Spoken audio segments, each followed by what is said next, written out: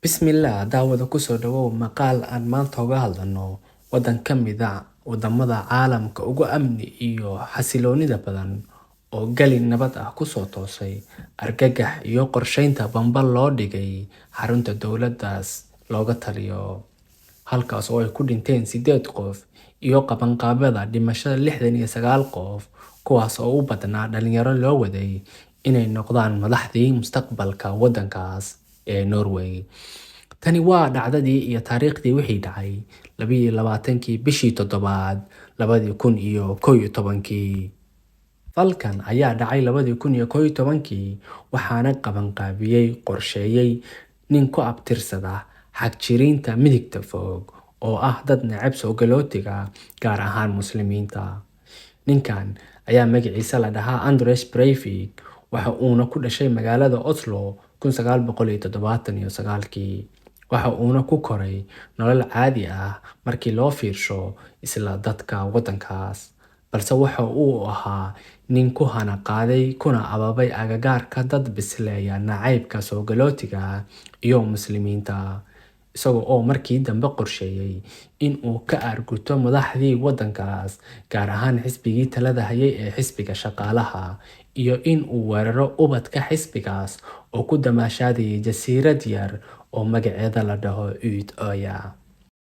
Breivik ayaa qorsheynayay falkan muddo dhowr sano ah, isaga oo inta uusan fulinin weeraradiisa soo saaray bayaan uu ku cadeynayo mabaadi'diisa ku saleysan quursiga, nacaybka, iyo in dalkiisa aysan haba yaraatee kasii mid ahaan karin soogalootiga, gaar ahaan dadka Muslimiinta ku abtirsada.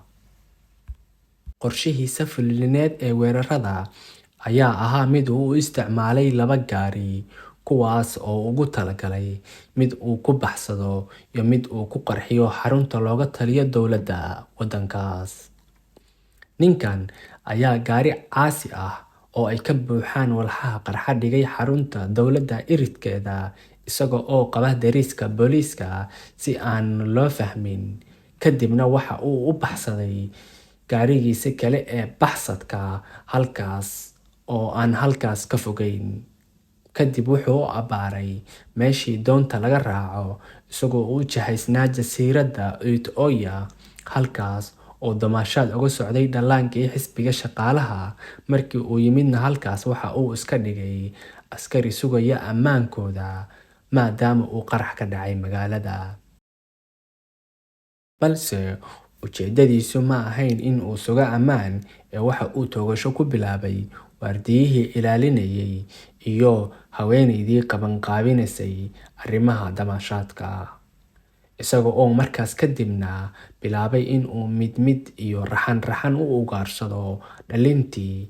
Xataa waxa uu qaarna ku siray geerida isaga oo adeegsanaya dareyskiisa askariga, halka kuwa kale oo badanna ay naftooda maciinbadeen dabaal oo ay ka dabaashaan jasiiradda oo dhan.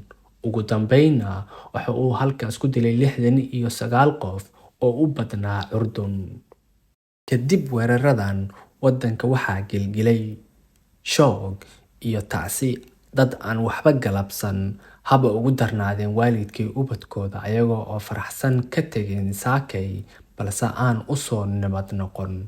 Ninkan ayaana la hor keenay maxkamad ooba ku bilaabay salaantii Hitler si uu dadka u tusiyo in uu ku faraxsan yahay waxa uu ku kacay, qirtayna wax walba.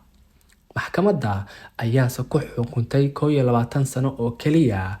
Xukunkaas oo ah mid lagu rido qof midka ugu dheer markii loo fiirsho sharciga waddankaas, balse waxaa loo sii dheereyn karaa xukunka haddii laga arko qofka in uusanba ka toobad keenin.